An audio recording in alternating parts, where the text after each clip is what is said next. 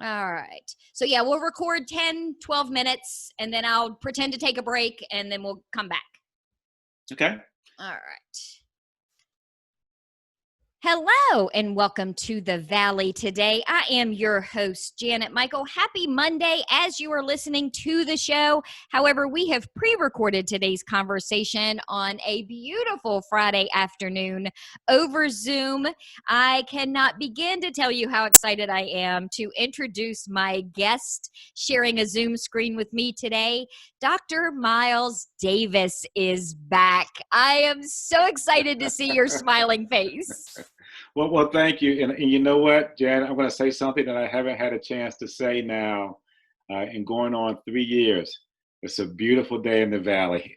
I did not think about that, but you're right. So for those of you that are listening, Dr. Davis was the dean of the Harry F. Byrd School of Business, which recently, of course, changed its name a few weeks ago. He left the community, but he left me and became the president of Linfield College in January of 2018. And that in and of itself, Miles, was a pretty historic moment, not just a life milestone for you, but in the history of the college. Well, it is an interesting historic moment in the history of the college, and we're about to make history again, and I'll come back to that. But in the 162-year history, there had never been a person that we've come to call an African-American as president of the institution. Linfield is an incredible place. It's in Oregon. It's exactly 2,397 miles from where we are, but who's counting? But it's a great institution. But I also have to give credit where credit is due, Janet. It is my time that I spent here, and particularly my time that I spent at Shenandoah University under the great leadership of Dr. Tracy Fitzsimmons and other people who I met that prepared me for this opportunity that came up to me. And we're about to make history again, because come July 1st, we will be changing our name from just Linfield College to Linfield University. We will now have a School of Nursing, a School of Business, and a College of Arts and Science. We also this year are introducing our first Masters of Science in Nursing. We're beginning to branch into graduate areas. And so the time is right. And it's interesting, in the midst of all that's going on, people say, how can you be doing these things to be expansive? Because there's a verse somewhere in some book that says, this too shall pass. And so the reality of it is that we are in challenging times for multiple reasons right now, Janet, but this too shall pass. And so the question is, what happens after it passes? And so I believe that Linfield University will be well positioned for its future. We do great work. We do great thing that produces something that this country so sorely needs. So often we think about education from the perspective of how do we prepare people for careers. But I think that we have to think a little bit deeper than that, Janet, because education is about more than just preparing for a career. It's how do we prepare people to think and engage our democracy, because democracy cannot survive without well-educated people who can think, who can analyze, who can interpret data, who can look at things from a reasoned perspective to do things. And again, I want to be clear. I'm not making this. This is not a left or right or a Democrat Republican conversation, because I have thoughtful friends on both sides of those political aisles. But it is the word thoughtful that is the operative word that I'm looking for. And so in the educational process, and even as we think about jobs, because you and I often have some of our best conversations when the mic's not on. And so I'm going to bring a little bit of that conversation into this. So we were just talking about how you're doing this on Zoom, because when I was here, we would sit across from each other. I love seeing you, having us sit across from each other. But this also presents opportunities for new channels of distribution of information. So now you have this, it's easy to record. And so besides the podcast that people can listen to, now you can also put this on YouTube, because there's some people who like to see people talking, even though I believe I have a face for radio. You and me both. But It's if why they I want, put so much effort into the Zoom screen for people to look at, not me, what's yeah, behind me. yeah. So it's okay. And so I think that with that in mind, we have to help prepare people not just to take on immediate positions that are necessary. And let me be clear, there are institutions that are set up to do that, and some of our incredible community colleges and everything else. But we also have to think about, how do we engage people to prepare for opportunities that we don't even know about yet. And it was amazing to me, and Janet, I know you're not quite as old as I am, but I watched the space flight the other day, and it was. But the big difference, because I'm old enough to remember the Kennedy challenge and sending people to the moon. This was done by a private company. Yeah. And so we don't even know what's going to come out of that. And so we need people who are, if I can use this word, trained to think, as well as people who are trained to do, if that makes any sense to you. Well, it does. And I think being trained to think is more important now than it probably has ever been in the history of our country, because we cannot continue to live our lives the way we've always lived them, whether it's because of a pandemic, whether it's because of what we're seeing taking place with the protests and just the way people think. We can't continue to hold on to that now. And people have to be taught how to think so that they understand all the sides of a story when they're having a conversation with somebody. Yes, exactly. And to be able to do exactly what we're doing now, which is to engage in dialogue. And so one of the things that has become a wonderful tool, but is also a curse, as is most things, there's a double-edged sword to it, is the interaction on social media. And so you have people who are engaged in monologues, and they don't know how to engage in dialogue. And so they know how to sprout off and say whatever's on the top of their mind, make decisions without thoughtful dialogue about what the implications of that may be, or being rude. So we need to continue to produce people who can operate in multiple dimensions of our society, because the reality is that our society is shifting. We're doing a lot more things just as this. You mentioned your background. Well, it takes a certain amount of visual awareness to realize that when you're in a room and you're positioned in a camera, there's the whole rule of thirds. I know a bit about that because I'm a photographer. And so I noticed how you positioned yourself. These are a different skill set that you didn't have to learn where everything is on Zoom. Or the radio. I mean, Or just the radio. the radio in general. I remember when I first took this gig and I thought, all right, finally a job that I can wear my pajamas to. And then quickly realized, I think it was the first time I interviewed Doug Stanley, I thought, you know what? While I could, in theory, wear my pajamas to work, I am pretty sure Warren County Administrator does not want to see my cute little coffee cup pajamas. Somebody's in that studio with me. It's not nearly as easy as people think it is. Well, Jan, I'm not going to ask you to stand up and see what's there. I've been on meetings where people were dressed appropriately from the waist up and then had to bend over to get something, so there's a whole new set of protocols that we have to learn on Zoom as we go forward. Well, let's take a quick break. When we come back, I want to talk a little bit about your experience at Linfield, because you just had to oversee a virtual graduation, which I am pretty sure is not at all something that you had in your plans. No, not at all. I look forward to discussing that once we go to a virtual commercial. A virtual commercial. You'll be able to, though, as Miles pointed out a few minutes ago, since we are recording this and it'll go up on YouTube, you'll get to hear what we keep talking about during the break on our YouTube channel. All the links for that, of course, are in the show notes, which are already up on the website at theriver953.com. But we're going to come back and have a conversation on the radio a little bit longer with Dr. Miles Davis. He is the president of Linfield College and one of my favorite former, I hate to even say former co-hosts of the Valley Business Today. I am Janet Michael. We'll be back in just a couple of minutes.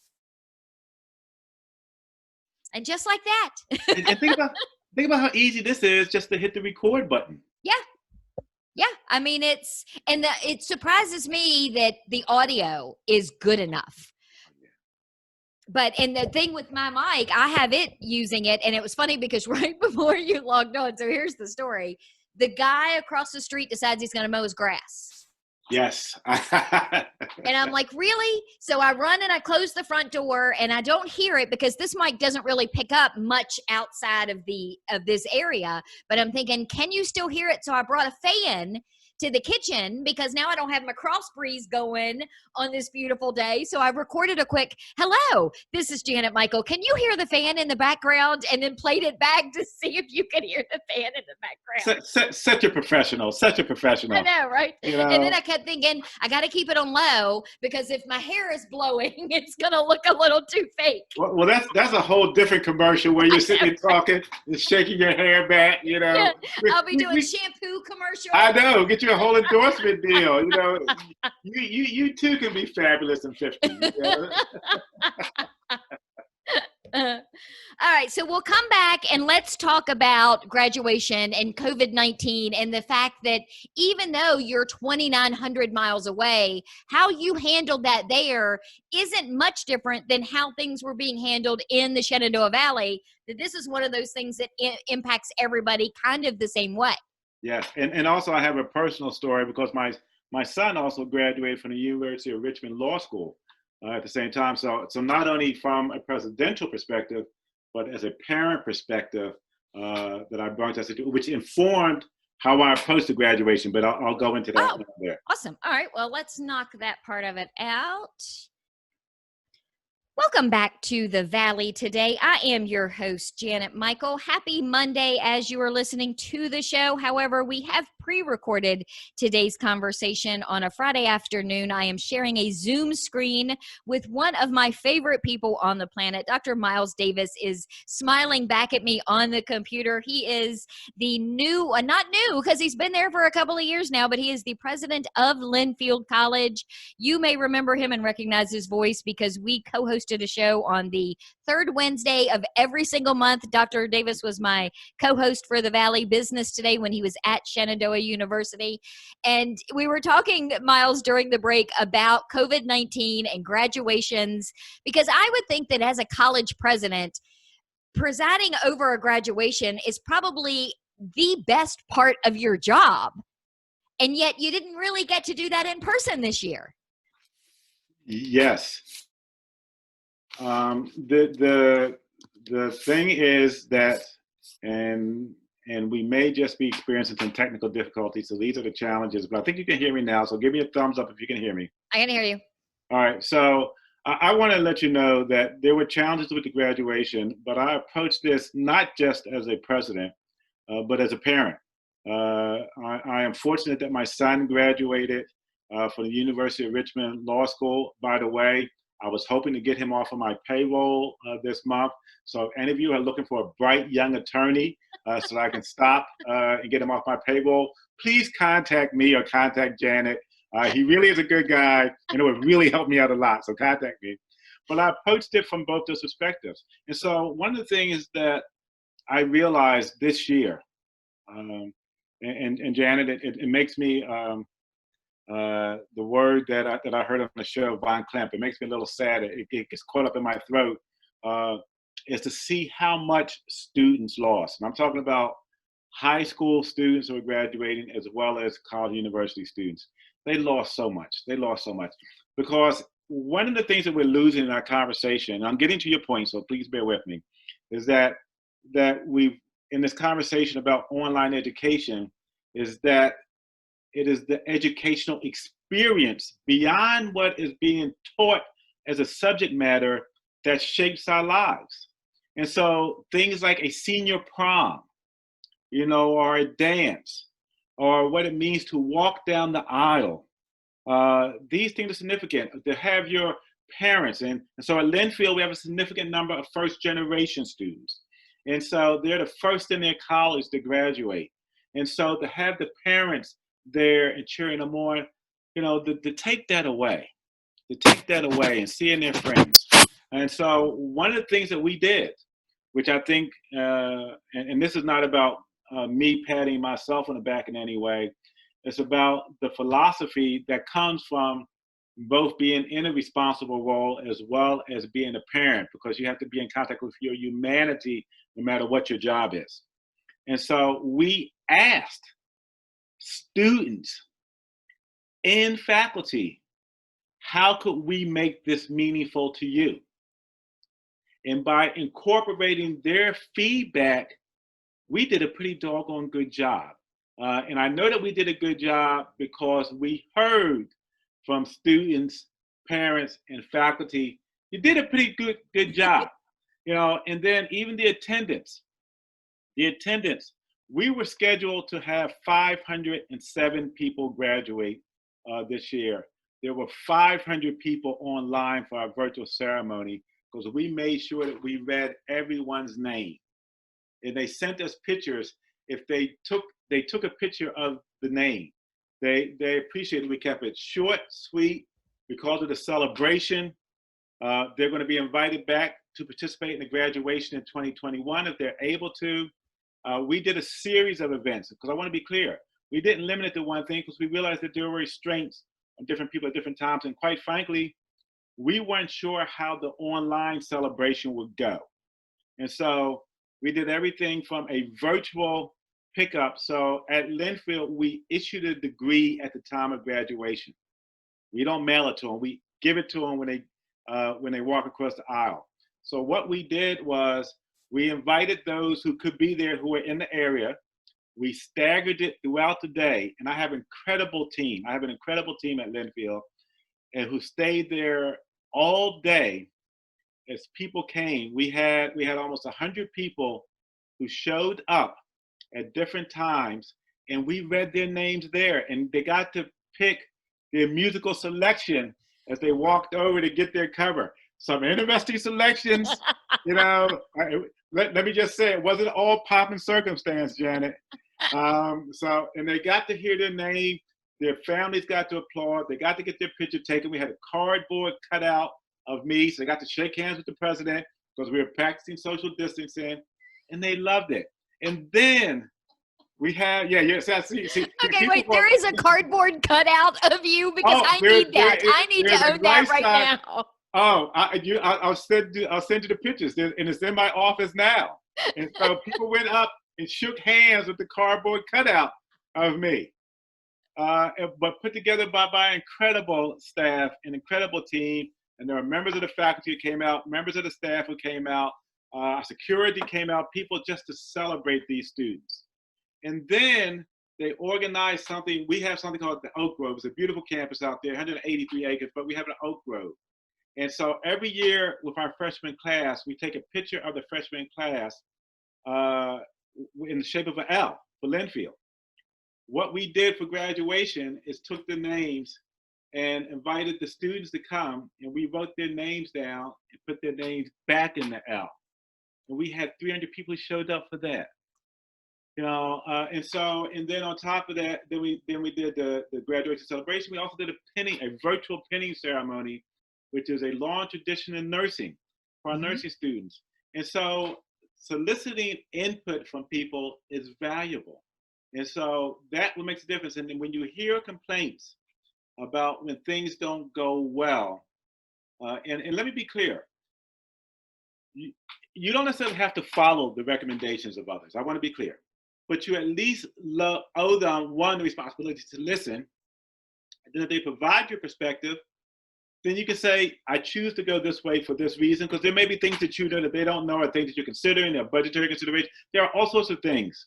But the dialogue, as we were speaking about earlier, dialogue is what's important. And people who are impacted always have the right to be heard in decisions that are being made. And I never forget, that why I am at Linfield. I'm not at Linfield to be the president, nor to be the first Black president, or be the first anything.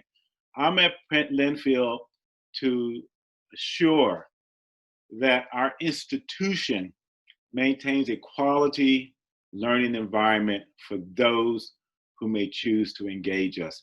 And then the cumularization of that environment is a graduation. And so we had to make it meaningful to those who were directly involved. And it's so funny to me that as you're telling that story, I am replaying in my head so many of the conversations that you and I have had over the years that relate back to entrepreneurship and for employers, how they treat their employees, how they engage them, how they bring them into a conversation. And you were made for that position. I mean, you were made for the position of being a boss, but of an education. It cracked me up that you were walking the walk, not just talking the talk. Yeah. And let me be clear, as we were talking, it's hard for me to imagine, Janet, that you're not universally loved. I'm not universally loved too. But the reality of it is there is no one who I disrespect. And I respect people and I respect their opinions. And that means that we may never go get a glass of coffee together as I look at your background. We're not going to be potheads together as I look at your background. If people wonder why I'm saying this, because of your background. Yeah, they're going to have to go look at YouTube. But I will always be respectful of you, that I will be considerate of your opinion, particularly if you have a particular area of expertise or if you're impacted. And again, I want to be clear. It doesn't mean that I'm going to go down that path. And let me be clear. I'm not in the position to be liked. I'm in the position because I have to make decisions, but I will never disrespect your humanity. Never. And I respect what you bring to the table. And I think that should be the bigger conversation that people should be having with each other, with people they know, with people they don't know. And I'm going to wrap up the show today by simply doing a bit of a tease. Okay. It says, if you want to hear more of that conversation, Miles and I are talking about having one. So I am hooking him in on the radio to commit to having a regular conversation with me about all sorts of issues. Yeah. Some of it may be race related. Some of it may be around this pandemic and your choice of whether to wear a mask or not. We've got all kinds of topics that I think we can get into. Yes, and I'm willing to discuss that, because one of the things that I think that we are missing in our society today, Janet, which pains me the most, is that we find ourselves talking past each other, and everything takes on a political context from the perspective of if you belong to a certain party or if you belong to a certain tribe, you're supposed to think X, Y, and Z. That to me shows a lack of understanding about your own cognitive capability. There is nobody in the world that you can ask me about, and I know this is hard, and this irritates some people with me. I could talk about what was effective from the perspective of what was done, but I can also talk about what was bad. And that doesn't make, in some cases it doesn't make the person either bad or good. It makes them different from you. And quite frankly, I know I wouldn't want to live in a world with everyone who was like I was, because I'm tiring to my own self at times. And so for everybody else who was like me, it would be tiring. So I learned a lot. I was just on a before meeting with you, I'll just tell you this. I know that we're running out of time, but I'll just tell you this, is that I was on the phone with the police chief from the city of McMinnville, Captain Scales, and we were engaged in dialogue. And I'll also tell you this, the sad part about this is that I was at a protest, a Black Lives Matter protest, and there's a picture of me standing, engaging, and talking to a police officer. Janet, there are people who were critical of me of being in that picture. And I said, how can we make things better if we're not even willing to talk to one another? And so that's where I am, is that we have to come to an understanding. And I appreciate what you're doing and having these types of dialogues. And anytime you want me to come back, it doesn't matter whether I'm here or we can do it virtually. The time zone works in our favor. We can do it. We can do it after midnight. We can do it early in the morning. And make yes, I know you were so excited to do the River After Dark thing. So that may be our trade-off. You do these real conversations with me, and then we'll do the fun thing on the flip side. Whatever you need, and anything that I can do to help support dialogue. I think there's so much that we're in need of. And I will just ask whoever's listening to this, whoever's in reach of my voice, if you are feeling in despair, if you're feeling overwhelmed, if you're wondering what to do about the times in which we find ourselves in, I'm going to ask you to start with yourself. assess who you are, understand what you bring to the table, understand how you can be better, because you are truly the change that you've been looking for. If you can do something different, you can make your bit of the world different. And if we all focus in on how we can change ourselves, we can continue to move your community, this nation, and even the world forward.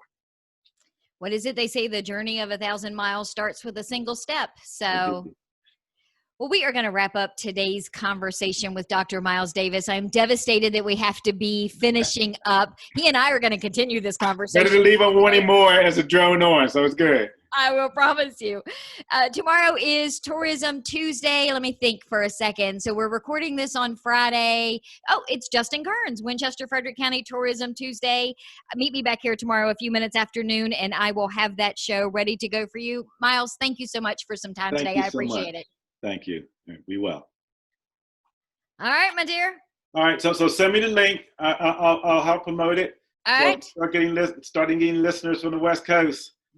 Spreading the word, make you viral. So my goal is to get you syndicated, Janet. I know, right? Well, and it's so funny because there's some guy has been emailing me forever from Voice of America. And I thought it was spam. I thought it was just some weird junk something or another. But then I thought, okay, well, let me look at this. And oh my gosh, they're a real thing. Now, I've also looked at their politics and have realized maybe that's not exactly where I want to be either. Yeah, but exactly. Yeah, you have to be very conscientious of your brand these days, and unfortunately, or fortunately, depending on how you look at it, people are aware of where they spend their money, what they do. You saw the blowback that Starbucks got. Because they first came out and said you couldn't wear Black Lives Matter shirt, even though they allowed them to wear LGBTQ. And why that's important to mention that is because they said, well, we don't want to incite negative feelings and stuff. But there are people who have problems with gay people. So the same reason that people have problems with Black people. So you can't have inconsistent policy. No. I will just tell her funny about that because they were interviewing an African American about this, and he says, well, Black coffee matters. I like that guy.